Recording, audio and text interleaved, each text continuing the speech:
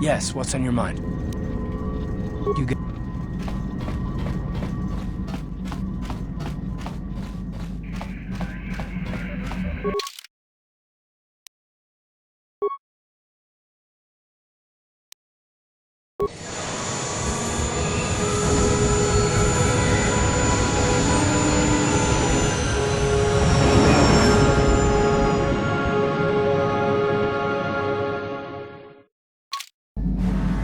The Republic fleet must have gotten a message I sent as we were crashing into that planet. I'm picking up a transmission from them now. This is Admiral Thorn Dodonna to the Avon Hawk. Do you read us? Admiral Dodonna, this is Carthonasi. We're receiving your transmission. Carth, I'm glad to see you're still alive. We've begun our assault on the Star Forge, but we're taking heavy losses. How did the Sith ever manage to build something of this scope? The Star Forge wasn't constructed by the Sith, Admiral. We don't have time for me to fully explain it, but that space station is far older than you can imagine. Maybe we should pull the fleet back and retreat. I don't know if we have the firepower to go up against this alien technology. You can't do that, Admiral. The Star Forge is a factory of immense power. It's been churning out the capital ships, snub fighters, and assault droids that have powered the Sith war effort.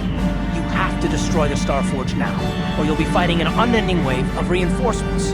Then I guess we have no choice. But it isn't going to be easy. I can't even get our capital ships into position to start bombarding the Star Forge. The Sith fleet is too well organized. It's like they can guess our every move and counter our every strategy. It's because of Bastila, Admiral. She turned to the dark side and became MAGIX's apprentice. We suspect she's somewhere on that space station right now, using her battle meditation against you and your fleet. This is Master Vandor. A number of Jedi Knights have joined our fleet under his command. If Bastila is using her power to augment the Sith, then MAGIX's fleet is invincible. Our only hope is to somehow stop Bastila from using her battle meditation. How can we do that if she's on the space station? I will send a squadron of Jedi Knights to the Star Forge to find Bastila. Their small ships will be able to fly through the Sith blockade and dock on the space station. If they can find Bastila, they may be able to distract her attention from the battle overhead.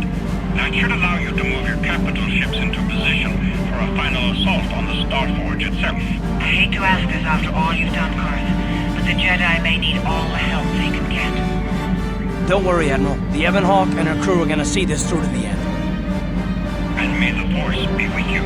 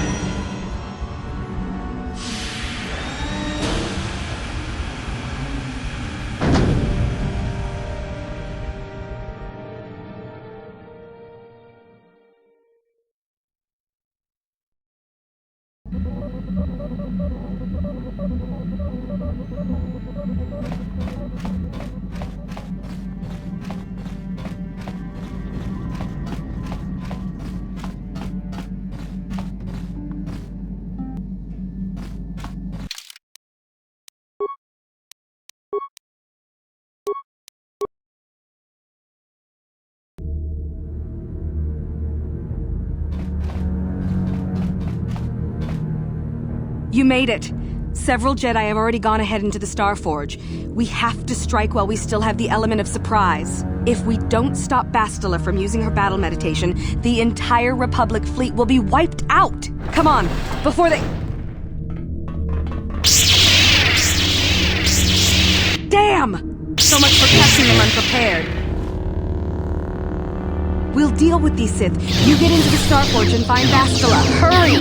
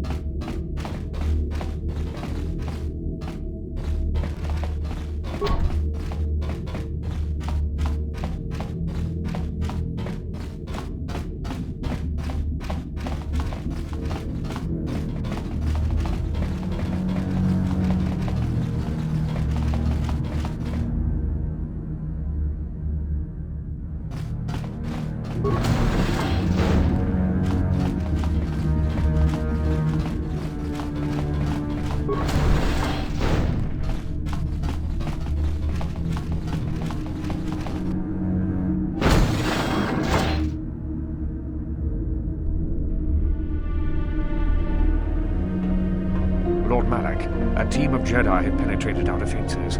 Their fighters have landed on the Starforge. This is not unexpected. The Jedi are formidable opponents. Send the Starforge's battle droids to deal with them. Lord Malak, forgive me, but how can mere droids be a match for the Jedi? You underestimate the power of the Starforge's droid army. Dispatch the droids. Of course, Lord Malak.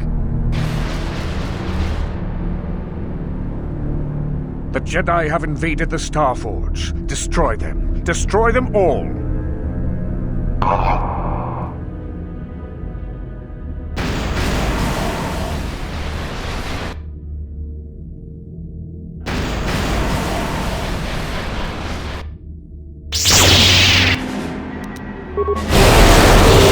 How'd you like that? Down you go!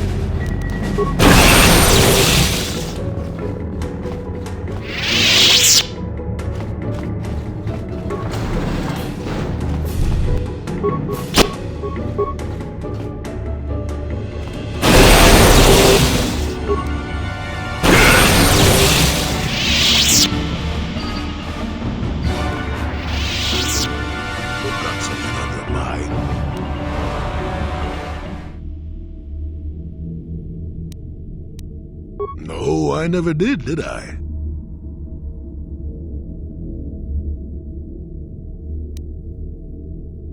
Elusive? Me elusive? Obviously, you've never tried to grab a Twi'lek dancing girl after drinking too much Onderan Willick juice. At any rate, I already told you why I wanted to leave. I'd seen everything I wanted to on Kashyyyk. Time to go. Time to move on. To bed. I'm old and tired, you know. How many kilometer-high trees can you find an interest in before you figure you've had enough? I'd bet you can't be bothered to stay in one room for more than 15 minutes. And then there's all the critters and the Shadowlands. I'm just happy to be back in space, doing something new. Is that too much to ask? So I could. Not having a ship does tend to put a damper on that kind of idea, however. I'll admit, for all its flaws, Kashyyyk was home enough. But when you came along and I saw the destiny you had before you, I couldn't help but be intrigued.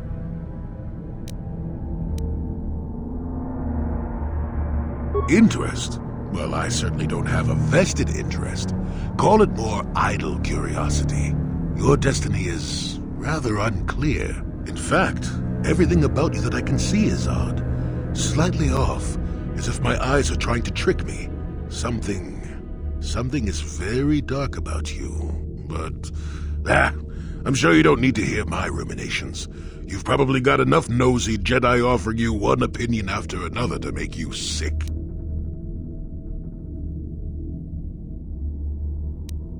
Your future will come of its own accord, trust me. Sometimes navel-gazing at it doesn't get you anywhere. I wouldn't worry about it too much if I were you. You remind me a bit of Nomi. And that can't be all bad. Know me, Sunrider. She came late to the Force, just as you have, and became one of the greatest Jedi ever. Oh, fine, fine lass. Whether you'll follow the same path remains to be seen. For one thing, we'll never get anywhere if you stand around chatting up old men all day.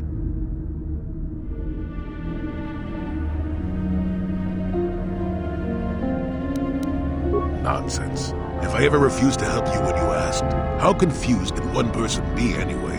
One thing I will say is that this little escapade does remind me a bit of my adventuring days before the war. Those were exciting times. Or at least it would remind me of those times if we didn't stand around. What's keeping you? You're too young to be so talkative. Shoo! Shoo!